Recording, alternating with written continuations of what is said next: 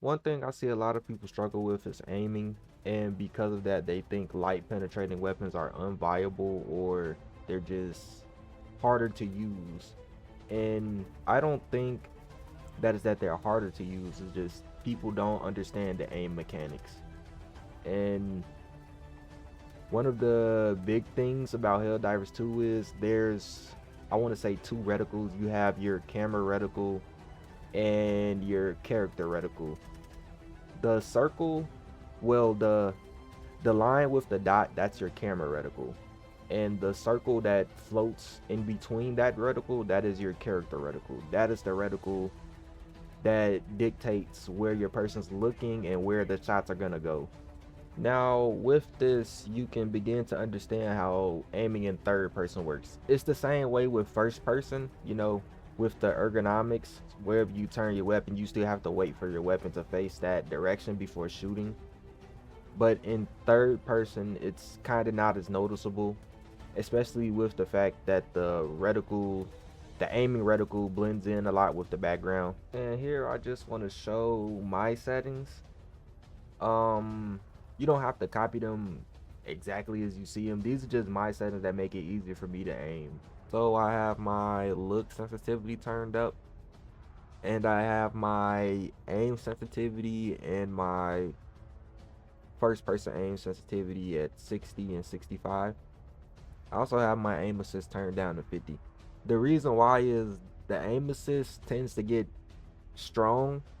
The aim assist is pretty strong, and one issue I have with it is, especially if I'm fighting bugs, there would be times where I would be aiming specifically at one enemy and another enemy will run by the screen, so I'll be aiming at a bug and then like a hunter or pouncer would just run across the screen and my aim will get dragged towards the enemy that's running across the screen instead of what I'm looking at.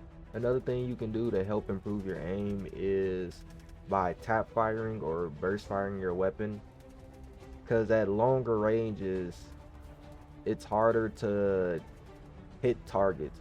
So anything that's like, I want to say maybe past a 40-meter radius, if especially if you're not running any attachments for recoil reduction, it's going to be harder to hit those enemies. So the best thing to do is tap fire, burst fire. You don't have to hold full auto on the trigger just to hit anything. Another thing, you want to always use the scopes aim, the first person aim, as much as possible. Even in close ranges I'll use it, but majority of the time I use third person aim. And you always want to make sure you have the right attachments for your weapons. Recoil reduction attachments like the vertical foregrip or the muzzle brake, they'll help you a lot, especially with engaging in longer ranges. And you must remember that none of these will work unless you pay attention to your two reticles, your aiming reticle and your camera reticle. You always want to make sure your aiming reticle is centered with your camera reticle, so that way you're shooting exactly where you're looking.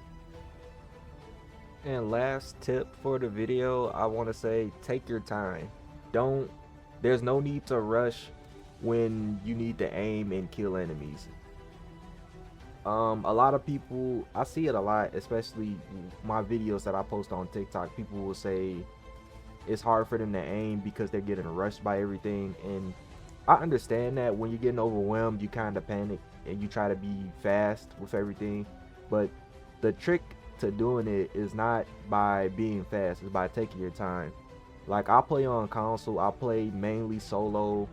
I jump in team dives or dives with a full 4-man team from time to time, but even then, when I'm playing solo with a team, I take my time when I'm aiming. The reason why is you don't take your time, you're just gonna end up missing and wasting more ammo. So it's better to take your time, and it builds good practice for when you do get under pressure. You get into a situation where there's like 20 devastators, a factory strider, and a gunship shooting at you, and you sit there, you take your time, you're more calm. It becomes more easier as you get into engagements like those. And that should be everything. You just take your time, don't panic, use your first person aim from time to time, tap fire, don't always full auto shoot. um have the right attachments, make sure your reticle and crosshair is positioned properly before you start shooting.